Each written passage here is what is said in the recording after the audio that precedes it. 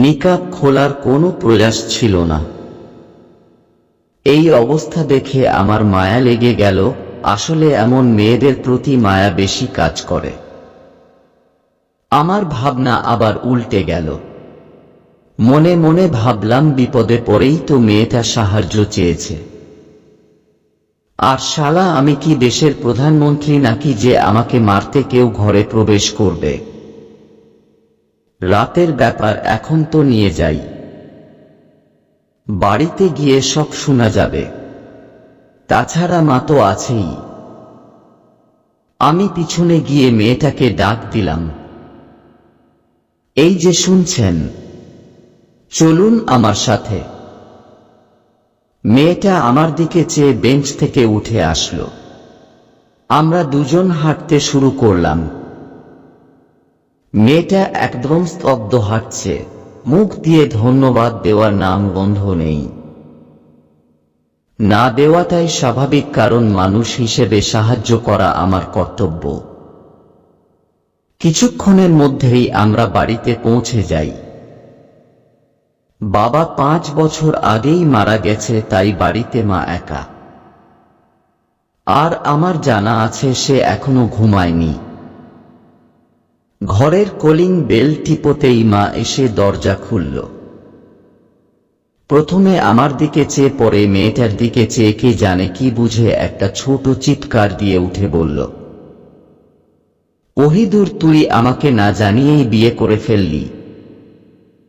কত আশা ছিল তোর বিয়ে নিজ হাতে দেব। তুই একা একাই এই কাজ সেরে ফেললি। মেয়েটা এখনো চুপ করে আছে। ঝাড়ি দিতে দিতে ঘরে ঢুকলাম। আরে ধুর, কিসের বিয়ে করেছি? ওনার সাহায্যের দরকার ছিল, তাই বাড়িতে নিয়ে এলাম। মা আমার দিকে ভ্রুকুচকে চায় আর জিজ্ঞাসা করে, বাড়িতে আবার কিসের সাহায্য?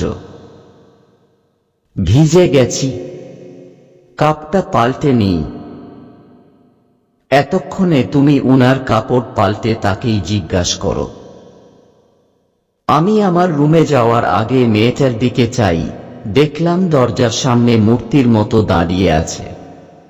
মা মেয়েটাকে ঘরে আসার আমন্ত্রণ জানায়। মেয়েটা ঘরে ঢুকে, আমিও নিজের রুমে চলে যাই। আমি যখন কাপড় পাল্টে বিছানায় ক্লান্তভাবে শুয়ে পড়ি, তখন ঘরের মাঝ থেকে মায়ের গলার আওয়াজ শোনা যাচ্ছিল। মা মেয়েটাকে গোয়েন্দার মতো প্রশ্ন করছিল, আর মেয়েটা মনে হয় খুব নিচু স্বরে উত্তর দিচ্ছিল, কারণ মেয়েটার গলার আওয়াজ আমার কান পর্যন্ত আসছিল না। আমি ক্লান্ত অবস্থায় ঘুমিয়ে পড়ি, দুনিয়া ভুলে যাওয়ার মতো ঘুম। সেই ঘুম ভাঙে ভোরে, ঠিক কটা বাজে আমার খেয়াল নেই।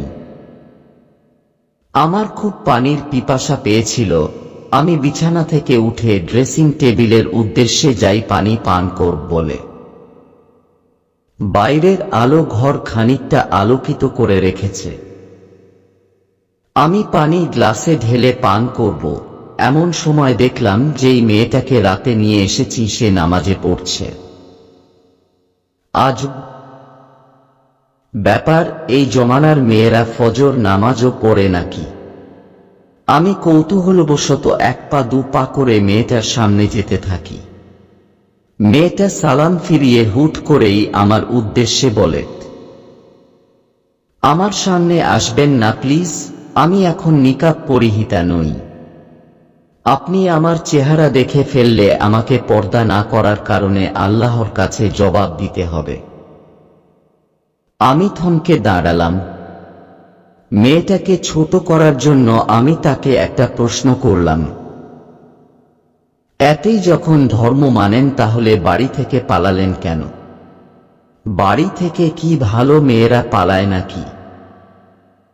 আমি মেয়েটাকে পেছন থেকেই দেখছিলাম।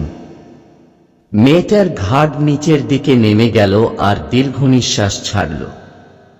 তারপর বলল, কাল রাতে আমার বিয়ে ছিল, আমি সেখান থেকে পালিয়ে এসেছি। কথাটা শুনে মনে আনন্দ লাগলো।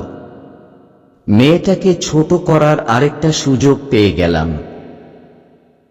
আমি সোফার উপর বসে হাসতে হাসতে জিজ্ঞাসা করলাম, প্রেমের কাহিনী নিশ্চয়ই তো জানেন না, ইসলামে প্রেম হারাম। নিজের একটু ইসলামিক জ্ঞান ঝাড়লাম আর কি। মেয়েটা হয়তো মুচকি হাসি দিয়ে বলল, কে বলল ইসলামে প্রেম হারাম? আল্লাহ ও তার রাসূলের সাথে প্রেম করা কি হারাম? মেয়েটাকে ছোট করতে গিয়ে নিজেই বোকা হয়ে গেলাম। তারপর আস্তে আস্তে করে বললাম, তা অবশ্য ঠিক। তাহলে বিয়ে বাড়ি থেকে পালালেন কেন?